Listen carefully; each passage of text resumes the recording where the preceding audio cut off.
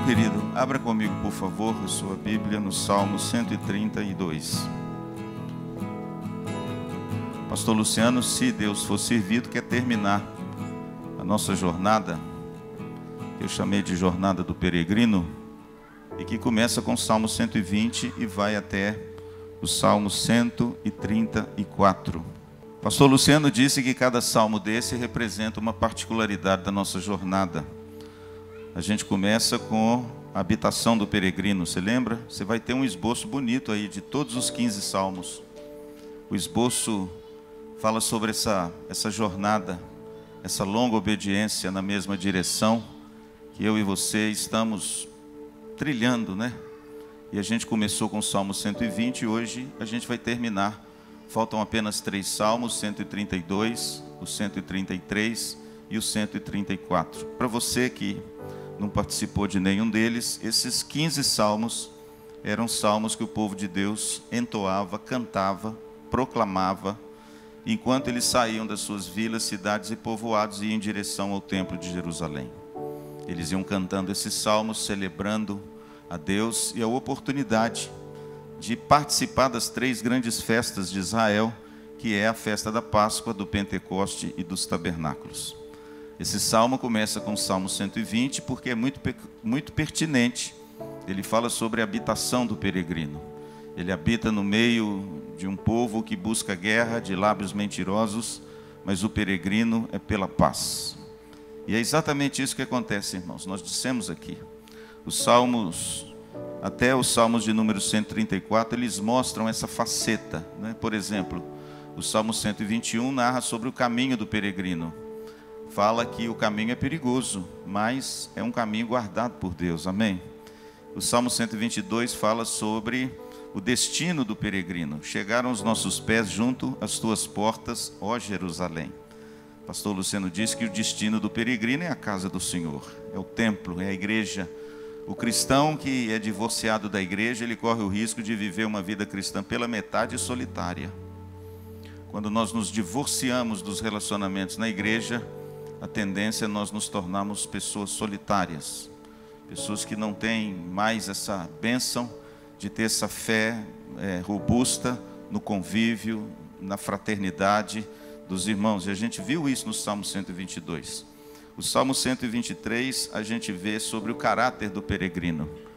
É um caráter humilde, assim como os olhos dos servos estão postos nas mãos dos seus senhores, os nossos olhos estão postos em ti, ó Deus. Então você vê que é o caráter humilde de alguém que espera uma ordem e obedece de forma prazerosa. Assim deve ser a nossa vida com o Senhor, a obediência à sua palavra. O Salmo 124, a gente mostrou sobre as memórias do peregrino. Ele relembra os grandes feitos do Senhor.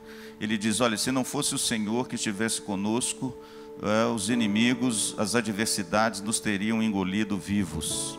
É um salmo muito bonito que mostra para a gente que a despeito de todas as dificuldades, a gente tem que trazer no nosso coração boas memórias, boas lembranças, lembranças de coisas boas. O Salmo 125 fala sobre a segurança do peregrino. Os que confiam no Senhor são como os montes de Sião, não se abalam, firmes para sempre. Pastor Luciano disse que em Cristo nós estamos seguros, irmãos, seguros, pode ficar tranquilo. Ninguém, nada nesse mundo pode roubar a sua salvação, sabia? Se você realmente foi alcançado por essa graça, a Bíblia diz que aquele que começou a boa obra em vós, há de completá-la até o dia de Cristo Jesus. Agora, se foi Ele que começou a obra, se foi Ele que começou a obra, Ele vai concluir. Agora, se essa obra é uma obra apenas de homens, de emoções, de experiências humanas, talvez não chegue lá. Então a gente vê no Salmo 125 essa segurança que a gente tem, porque o texto é muito bonito. Ele diz assim, assim como os montes estão em redor de Jerusalém, o Senhor ao redor do seu povo. Estamos guardados, estamos seguros pelo Senhor. O Salmo 126, ele é o Salmo da alegria. É o salmo daqueles que eram exilados e voltaram do exílio para a sua terra. Quando o Senhor restaurou a sorte de Sião, ficamos como quem sonha. Então a nossa boca se encheu de quê? De riso e de júbilo, porque as nações diziam: grandes coisas o Senhor tem feito por eles. Com efeito, grandes coisas fez o Senhor por nós, por isso estamos alegres. É a alegria do peregrino, irmãos. O povo de Deus precisa ter essa marca contagiante, não é? Da nossa alegria ser depositada em Cristo. Ele é a nossa alegria. O Salmo 127, irmãos, fala do trabalho do peregrino. É o único salmo de Salomão da Bíblia, quando ele diz: se o Senhor não edificar a casa, em vão trabalham os que a edificam. E eu disse que o trabalho do peregrino é entrar no trabalho que Deus já está fazendo. Interessante. Aqui diz que Salomão edifica a casa, mas se o Senhor não edificar primeiro, o nosso trabalho é em vão. E eu disse que o trabalho do peregrino não é um trabalho alheio ao trabalho de Deus. Nós entramos no trabalho que Deus já está fazendo. E é por isso que Paulo fala que nós somos de Deus cooperadores. Porque nós entramos no trabalho que Deus está fazendo. Deus me livre, irmãos. Deus me livre da gente que é pastor e da gente que é igreja iniciar um trabalho que Deus não iniciou. Deus me livre, irmãos. Sabe por quê? Porque quando a gente inicia um trabalho que Deus não iniciou, ele não vai para frente. E aí a gente fica batendo cabeça, preocupado, achando o que está acontecendo, porque o negócio não anda. O negócio não anda, irmãos, porque não é trabalho de Deus. Porque quando é um trabalho de Deus, as coisas andam de forma natural. Você já experimentou realizar alguma coisa que você viu que Deus está na frente? Como é que as coisas abriram de forma diferente? Você já notou isso na sua vida? E você talvez já experimentou também alguns momentos onde você tentava e via que o negócio não ia. Não ia. E o pior é que às vezes a gente quer fazer a coisa, irmãos, na força do nosso braço. E aí a gente se fere as pessoas que estão ao nosso redor, e a gente se angustia na alma. Esse Salmo 127, irmãos, é um primor, sabe por quê? Porque ele diz que o grande trabalho a ser realizado é o Senhor é quem faz.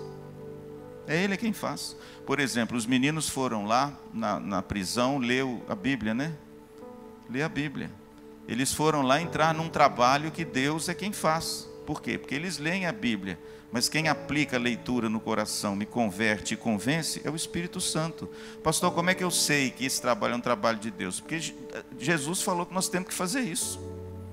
Pregar, ensinar e discipular. E você quer uma coisa mais bonita do que você ler a Bíblia para uma pessoa, para discipular essa pessoa? Aí você pergunta: pastor, esse é um trabalho de Deus? Claro que é um trabalho de Deus. E se você entrar nesse trabalho, você vai ver o fruto. Agora, se você não entra no trabalho que Deus está fazendo, irmãos, você não vai ver os frutos. É por isso que eu penso que todo cristão que faz parte de uma igreja e ama a sua igreja, precisa servir a sua igreja local. Porque de alguma forma é o trabalho que Deus está fazendo. E quando você entra no trabalho de Deus, o seu coração se enche de alegria e você vê algumas coisas que você não veria se você não estivesse entrando no trabalho de Deus. Essa é mais uma das razões que eu e você precisamos nos esforçar para participar da comunidade de fé, para servir essa comunidade de fé. Porque quando você entra no trabalho que Deus está fazendo, você vê coisas, irmãos, maravilhosas. Não fique à mercê, não fique à margem. É muito perigoso, irmãos, a gente ficar à margem do caminho. Muito perigoso. É muito perigoso você ficar apenas vendo as coisas e não participar delas. É muito perigoso, irmãos, você divorciar a sua vida da vida cristã. É muito perigoso isso. Porque parece que hoje a sociedade compartimentalizou a vida. Tipo assim, não, a minha vida com Jesus é domingo às 10h30 na IPVO. Será que é isso, irmãos, que Jesus tem para mim e para você? Será que a vida cristã se resume a 1h30 de culto? Será que o sacrifício de Jesus, tão dolorido, tão doloroso, tão intenso pela sua santidade e beleza, foi para isso? É claro que não, né, irmãos?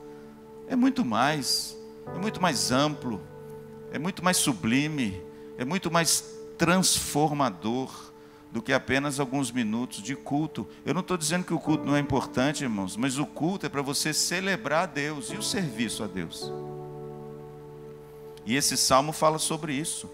Se o Senhor não edificar a casa, em vão você trabalha. O que significa isso? Se não for o Senhor que estiver fazendo o trabalho antes, o seu trabalho é vão, irmãos.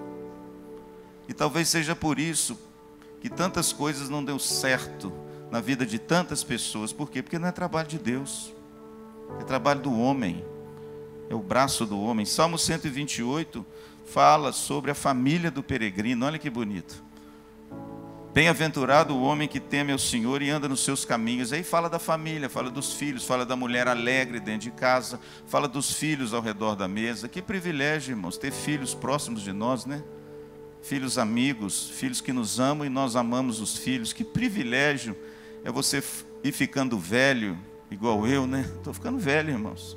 Pastor Luciano não tem mais o pique que eu tinha há 30 anos atrás. Eu fico cansado, eu estou cansado às vezes, sabe, irmãos? Às vezes eu fico cansado, eu brinco com a Tereza, falei, meu bem, nós não estamos com essa vibe toda mais não, minha filha. Pastor Luciano já precisa sentar um pouquinho, entende? A gente vai ficando velho. Mas olha, mesmo na velhice, diz os Salmos, darão fruto. E o maior fruto que um homem pode dar é sua família. Esse é o maior fruto. E é muito bom, irmãos, a gente ver os nossos filhos envolvidos no trabalho, capitaneando o trabalho na igreja, tendo ideias maravilhosas e servindo a Cristo. Isso, irmãos, é uma alegria. E o Salmo 128 fala sobre a família do peregrino. Ele tem uma esposa que é como videira frutífera. Ela traz a ele alegria. Olha que coisa bonita. Videira é o símbolo do quê? Da alegria, porque dá a uva. E os seus filhos são rebentos da oliveira. Mudou a figura. Por quê? Porque a oliveira dá o óleo é a força, a energia. Os filhos são a energia da casa. Por quê? Porque quando pleitear os inimigos, eles não vencerão. Olha o salmo que bonito. Mas o texto diz que os filhos, irmãos, estão ao redor da mesa. Que privilégio, irmãos, que doçura. Que coisa bem-aventurada no coração da gente, quando a gente vai ficando velho e vê que os nossos filhos estão próximos de nós ainda, não é? Que eles ainda têm prazer na nossa companhia, querem a nossa companhia, almejam pela nossa companhia. Que coisa gloriosa, irmãos, é você mesmo depois que cria os seus filhos, né? Você vê os seus filhos perto de você, trabalhando na obra do Senhor, se doando para Cristo e com um relacionamento tão leve, tão bonito, tão prazeroso. A família do peregrino, entende?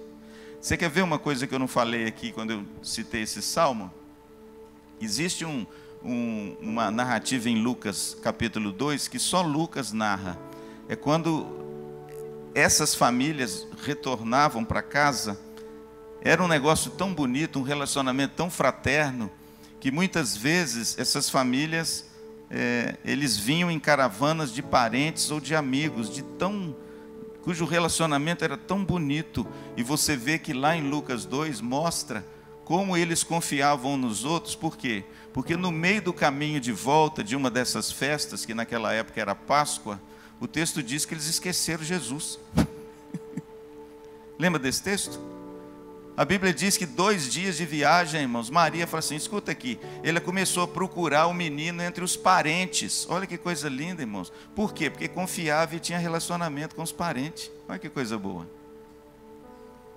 A coisa era tão fraterna que ela deve ter falado assim, olha, leva Jesus para mim. Ele era um menino. Leva Jesus para mim. Ele tinha 12 anos. E aí de repente ela começa a procurar o menino no meio do povo.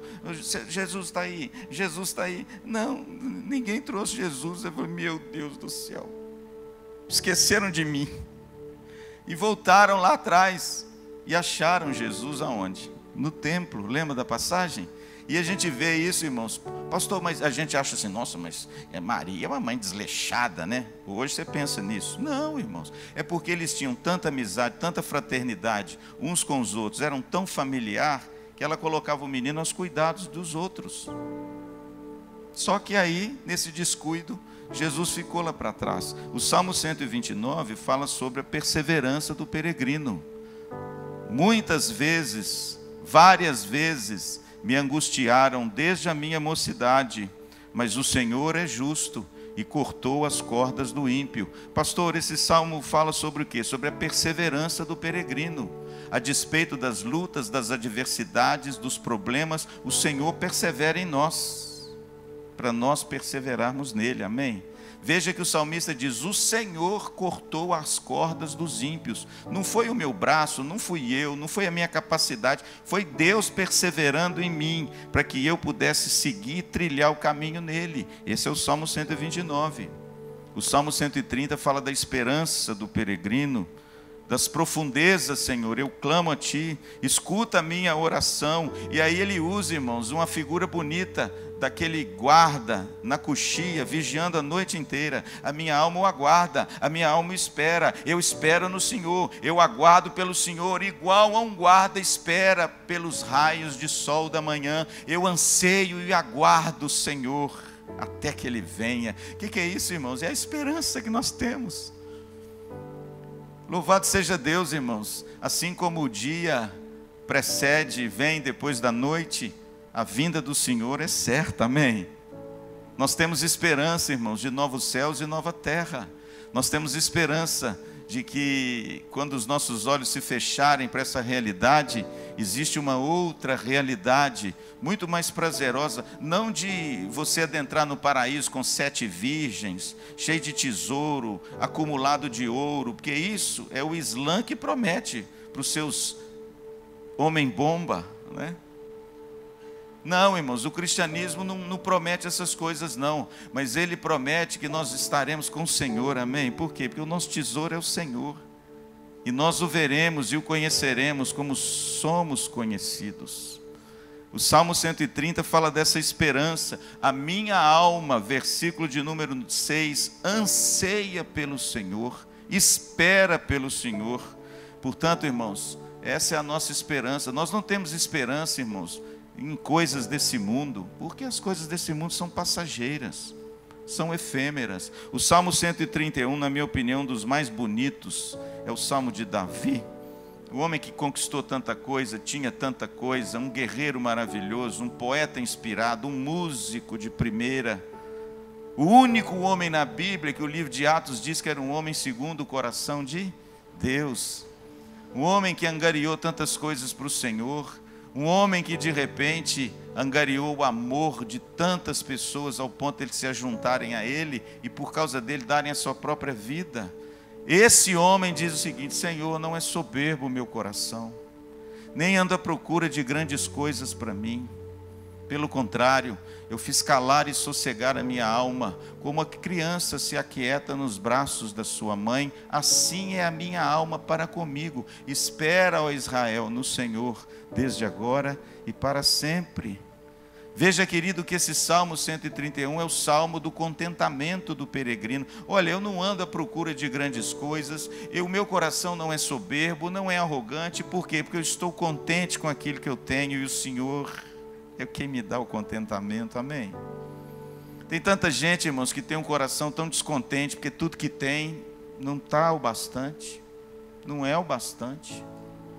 A pessoa anda numa busca desenfreada e desesperada por algo mais, é algo mais. A felicidade, a realização está logo ali, mas nunca chega. Ela está logo ali, mas quando eu alcanço logo ali, eu vejo que não é ali, é logo ali. E aí o ser humano, irmãos, vive nessa busca desmedida, desenfreada, de talvez trazer um contentamento ao seu coração, de coisas que não trazem esse contentamento. Mas o salmista diz: olha, eu não ando à procura de grandes coisas. Que exemplo para nós, irmãos, numa sociedade onde as pessoas buscam grandes coisas, né? Pelo contrário, eu fiz sossegar a minha alma. Por quê? Porque alma sossegada é alma contente, amém?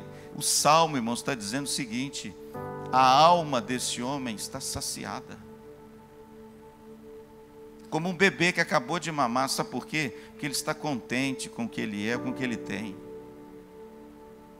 E esse contentamento, irmãos, a gente obtém, não é quanto mais você conquista as coisas, né? Hoje em dia está muito na moda o tal da conquista. O negócio é conquistar, não é? Os legendários, uma das coisas dos legendários é a conquista, não é? É verdade, a conquista. Vê lá o videozinho do Legendário. Torne-se um conquistador. Não, se for conquistar pessoas para Cristo, é coisa linda. Agora, vamos tomar cuidado, sabe por quê, irmãos? Porque esse negócio de conquista vai na contramão da Bíblia. A Bíblia fala que você precisa ser conquistado por Cristo. Amém? Porque vê um texto que muita gente acha que esse texto é usado assim, para dar essas mensagens de autoajuda, mas o texto é exatamente o contrário. Lá em Corinto, Paulo fala sobre o cheiro, o perfume, né? Que a gente exala o bom perfume de Cristo, que onde a gente vai, perfume de vida ou perfume de morte. E ele fala sobre o cortejo, ele fala sobre nós sermos, né, andarmos no cortejo, e assim, nesse cortejo, iriam na frente os sacerdotes exalando uma fumaça, dizendo respeito àqueles que eram conquistados nas batalhas. Você já viu isso em filme? Quando tem uma guerra, né? Quando tem uma batalha, quando o exército que ganha prende os conquistados e entra na cidade. Você já viu isso em filme, celebrando, e eles todos amarrados? E aí o sacerdote na frente, soltando aquele cheiro, a visão de Paulo, aquele cheiro, e todo mundo bate palma e grita. Por quê? Porque o exército venceu e o cortejo dos conquistados entram na cidade. Aí Paulo vem e diz assim, Cristo nos conduz em triunfo. Aí a gente pega esse texto e fala assim, está vendo, irmão, nós temos que triunfar, conquistar, é o oposto. Sabe o que Paulo está querendo dizer? Nós somos os conquistados. Os algemados somos nós. Ele nos conquistou. Ele venceu a batalha. Não tem nada a ver com você conquistar, com você triunfar. Tem a ver com Cristo ter triunfado em você. Portanto, querido, vamos tomar muito cuidado, porque às vezes maqueiam-se as coisas, e isso mexe com o nosso emocional, né? E a gente fica assim tão pilhado. Cuidado com isso. Eu prefiro ser fiel às Escrituras Sagradas, ser obediente àquilo que a Bíblia preceitua, e não dar tanta vazão assim às experiências, porque elas são passageiras, amém? O Salmo 131, irmãos, ele fala do contentamento do peregrino. Quem é o peregrino? É aquele que a sua alma está em paz.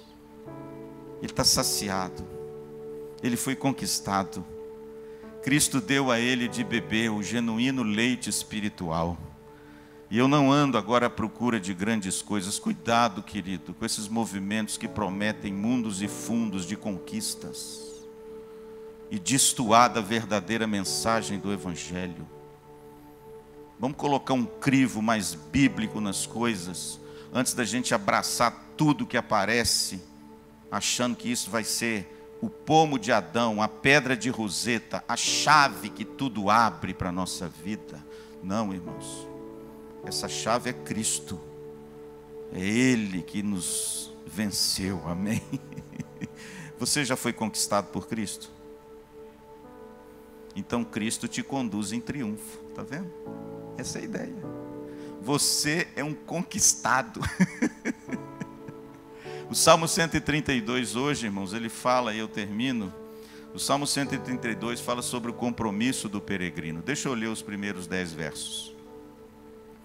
Lembra-te, Senhor, a favor de Davi, de todas as suas provações, de como jurou ao Senhor e fez votos ao poderoso de Jacó. Que voto que Davi fez? Aí o Salmo diz, não entrarei na tenda em que moro, nem subirei ao leito em que repouso, não darei sono aos meus olhos, nem repouso às minhas pálpebras, até que eu encontre lugar para o Senhor, morada para o poderoso de Jacó.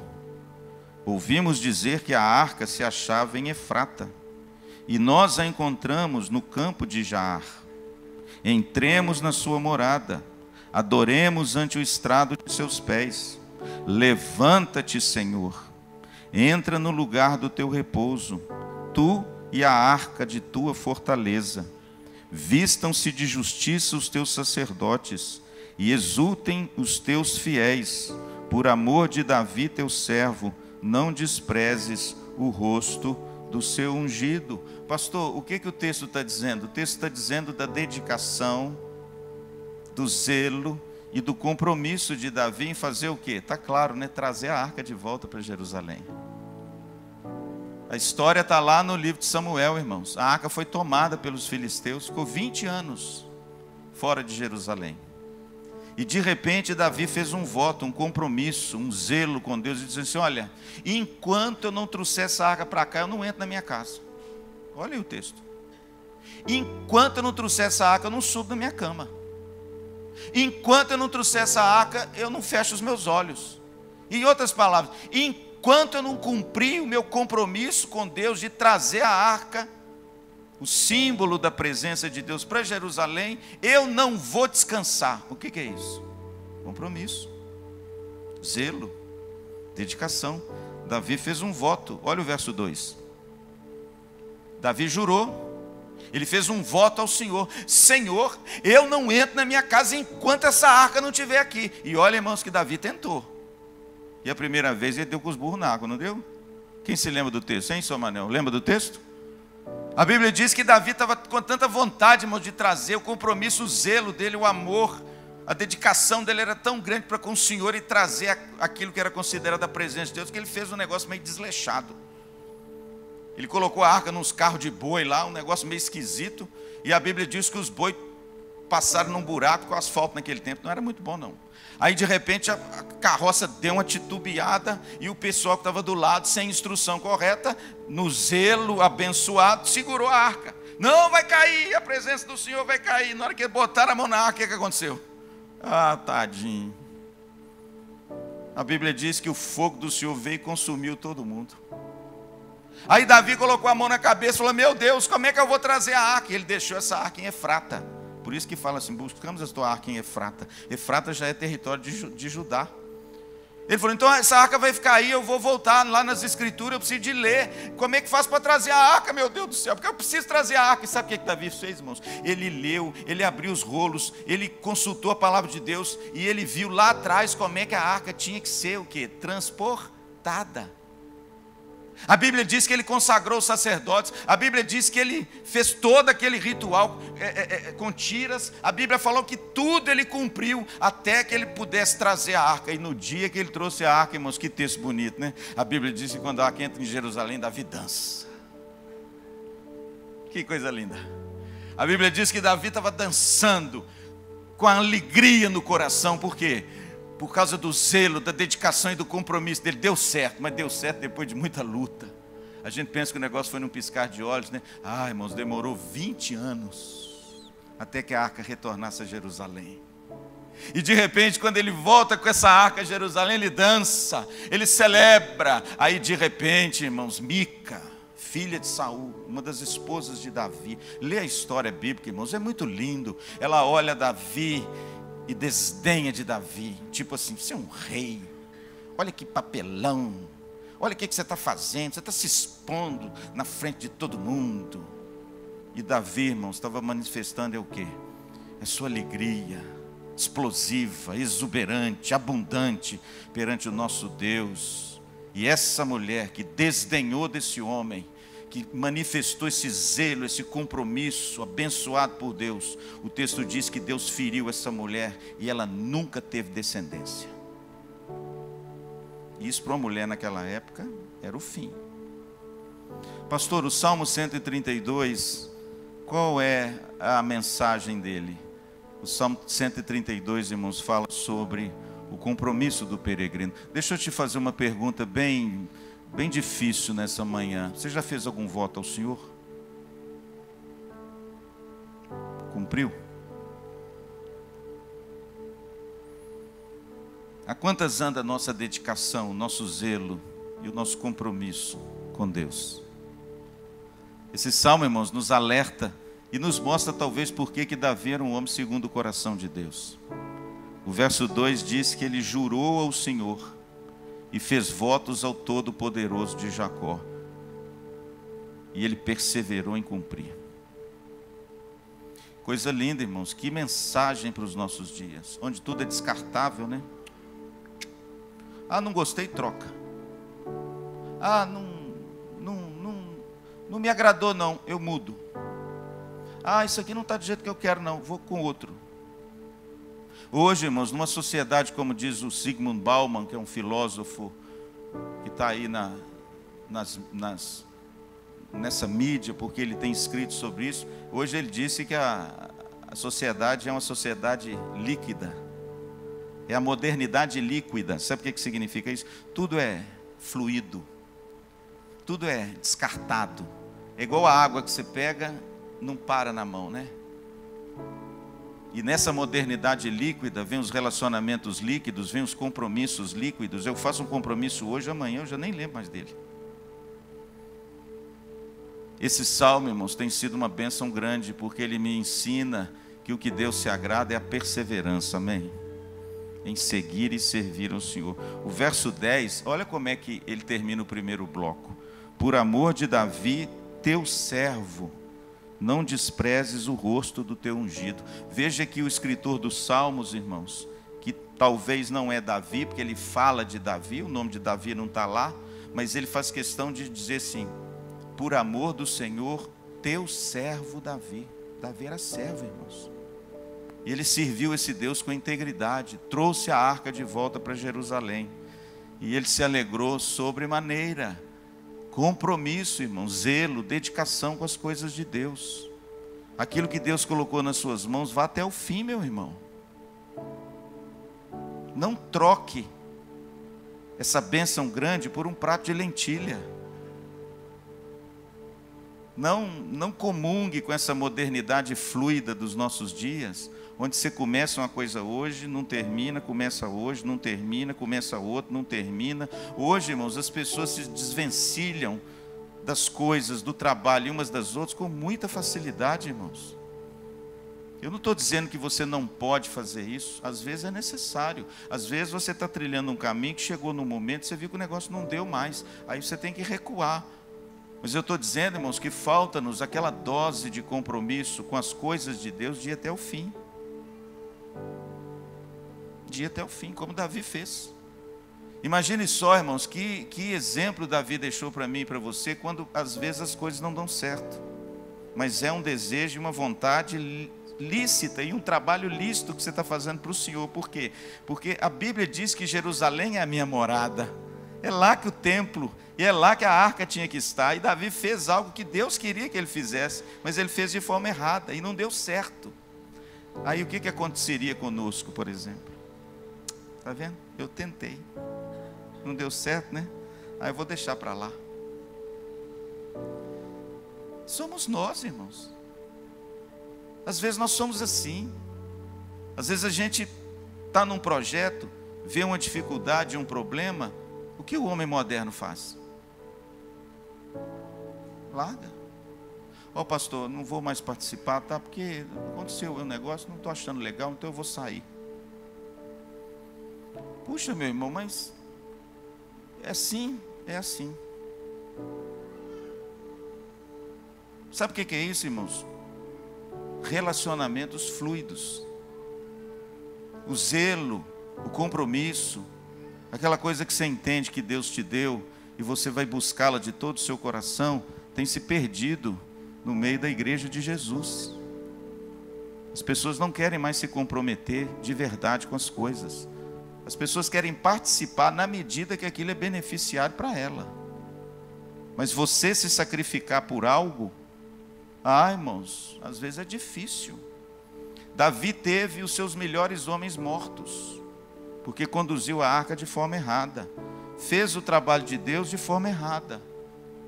Mas eu não desdenho de Davi não, irmãos. Eu já ouvi pregador dizendo que Davi errou, falhou. Não, irmãos, Davi, ele tinha assim, todas as intenções boas do mundo, errou na forma de fazer, mas ele reconheceu que estava errado, e ele buscou e fez o certo, não abandonou. Enquanto muitos, quando dá errado, o que fazem? Salmo 132, irmãos, dá uma passadinha de olho nele em casa e lê, porque ele é grande. Ele fala do legado que esse homem deixa para os seus filhos, a herança que ele vai deixar por causa da sua perseverança, zelo e dedicação. Ele fala disso. Esse é o Salmo 132. O compromisso do peregrino, irmãos, é manifesto pelo serviço, pela obediência e pelo cumprimento dos votos que ele fez ao Senhor. E se Deus me ajudar, eu vou até o fim, amém? Agora, o Salmo 133, você sabe de cor, não sabe? Quem sabe o Salmo 133 de cor, sem ler? Ah, você sabe sim, meu queridão. Talvez é um dos salmos mais conhecidos na Bíblia, depois do 23, né? Como é bom e agradável viverem o quê? Unidos os irmãos, né?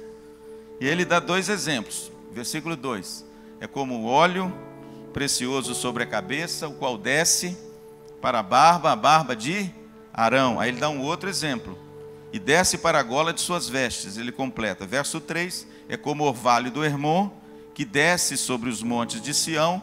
E aí ele faz a conclusão, dizendo o quê? Ali ordena o Senhor a sua bênção e a vida para sempre. Pastor, o Salmo 133, qual é a particularidade na jornada do peregrino? Ele fala sobre a comunidade do peregrino. Como é bom e agradável é viverem unidos os irmãos. Em outras palavras, a comunidade do peregrino é uma comunidade feita de uniões fraternas.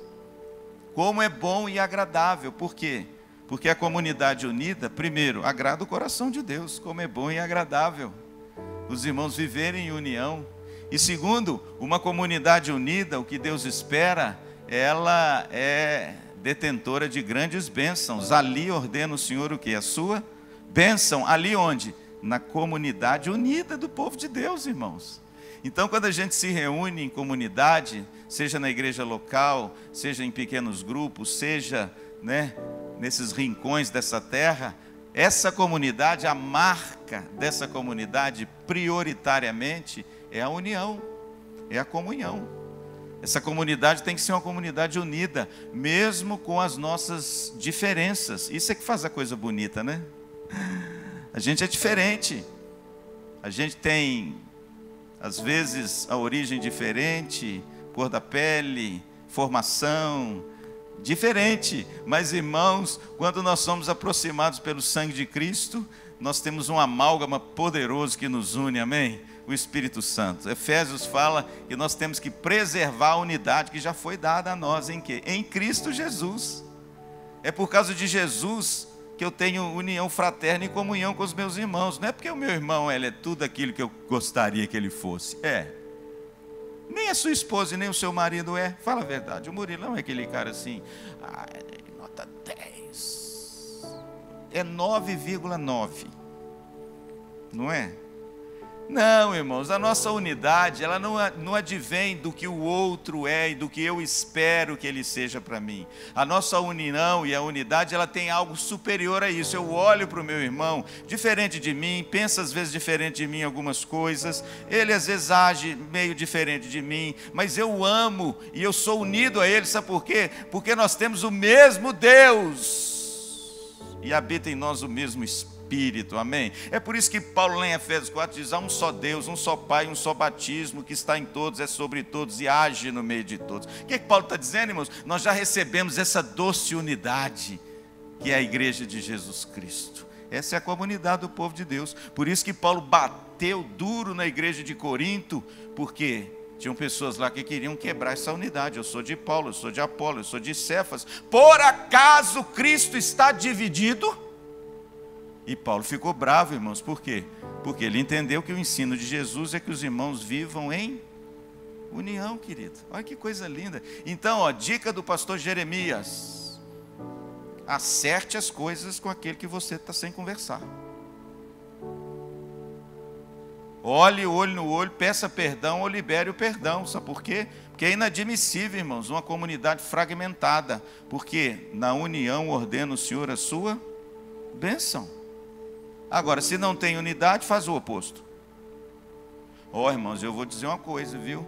Eu não quero ficar sem as bênçãos de Deus, não. Você quer? Aliás, A unidade e a união é tão importante, irmãos, que na oração sacerdotal de Jesus, o sermão mais longo de Jesus, né, de todas as Escrituras, ele termina com uma oração. João 17.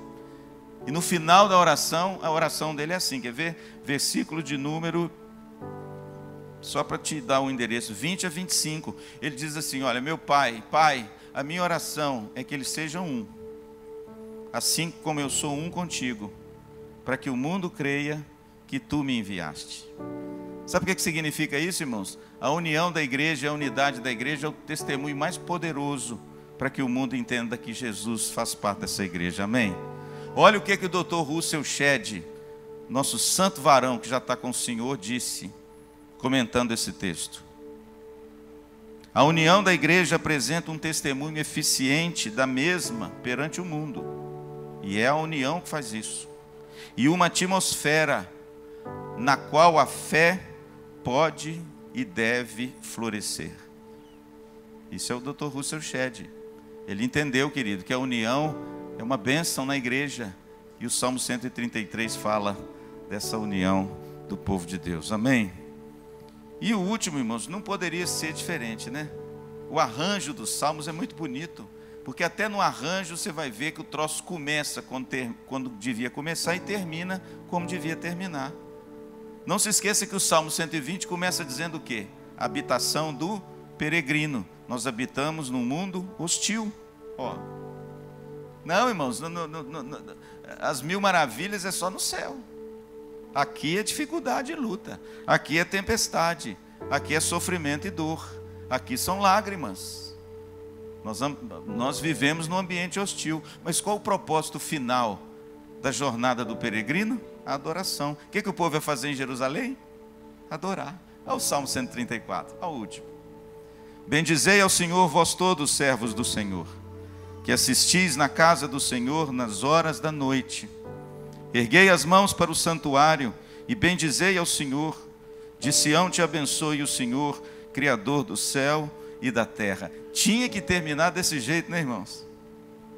Tinha que terminar essa última particularidade da jornada do peregrino. Pastor, o Salmo 134 fala sobre o quê? Ele fala sobre a adoração do peregrino. O peregrino é alguém que adora a Deus. O peregrino é alguém que foi criado para adorar a Deus. A adoração do peregrino é o fim principal da sua jornada. O catecismo nosso da igreja presbiteriana fala isso, né? Qual é o propósito primordial do homem? Adorar o Senhor e gozá-lo para sempre. Irmãos, é para isso que nós somos criados. Nós somos criados para o louvor da glória de Deus. E é por isso que o Salmo 134 fecha com chave de ouro essa jornada do peregrino. Por quê? Porque eu fui criado, irmãos, e você também em Cristo Jesus, para celebrar e para adorar esse Deus. E o texto fala isso. Bendizei todos vocês. Olha que coisa bonita. Servos do Senhor que assistem na casa do Senhor. É para isso, querido, que Deus nos chamou. E eu louvo a Deus, sabe por quê, irmãos? Porque o Salmo 67, ele mostra qual é o propósito final dessa obra redentora de Cristo. Pastor, o que diz o Salmo 67? Louvem-te, ó Deus, os povos. Louvem-te, ó Deus, todos os povos. A terra deu seu fruto e o nosso Deus nos abençoa. Pastor, qual a finalidade de missões? Que o homem possa adorar e louvar o Criador por meio da pessoa bendita de Jesus Cristo. É para isso que você foi criado. É para isso que eu fui criado. É por isso, irmãos, me perdoem, que quando a gente entra num culto público, na hora do louvor, você tem que louvar. Você tem que louvar. Deixa a sua conta para você pagar amanhã lá na prateleira. Deixa o problema com seu filho que não quer saber de você lá. Deixa a amargura e o ressentimento do seu coração por causa de alguém que fez alguma coisa com você num recôndito mais escondido. Sabe por quê? Porque a despeito disso tudo você foi criado para adorar esse Deus, para louvar esse Deus, para celebrar esse Deus. E são tão poucos momentos onde a gente assiste na casa do Senhor. Bendizei ao Senhor, erguei as vossas mãos no santuário. É muito bonito, irmãos, como a jornada do peregrino termina. Ela termina com louvor, ela termina com adoração, independente da jornada que nós tivermos vivendo, amém? Independente, irmãos, do tamanho da dor que você tem sido afligido, independente das circunstâncias pelas quais você está vivendo na sua jornada como peregrino, você foi criado e formado para adorar o Senhor, para celebrar esse Deus, para erguer as suas mãos no santuário, para fazê-lo conhecido em toda a terra, para que outros povos como os árabes, os israelenses e quem quer que esteja enfrentando aí a hostilidade da guerra, possam conhecer a Cristo. Para quê? Para celebrar e adorar esse Deus e louvá-lo de todo o nosso coração. Amém? Cânticos de romagem, 15 particularidades da nossa jornada como peregrino. Qual delas você está vivendo ou de repente está fazendo mais parte da sua? Observe isso aí, porque isso nos instrui de forma muito bonita. Amém?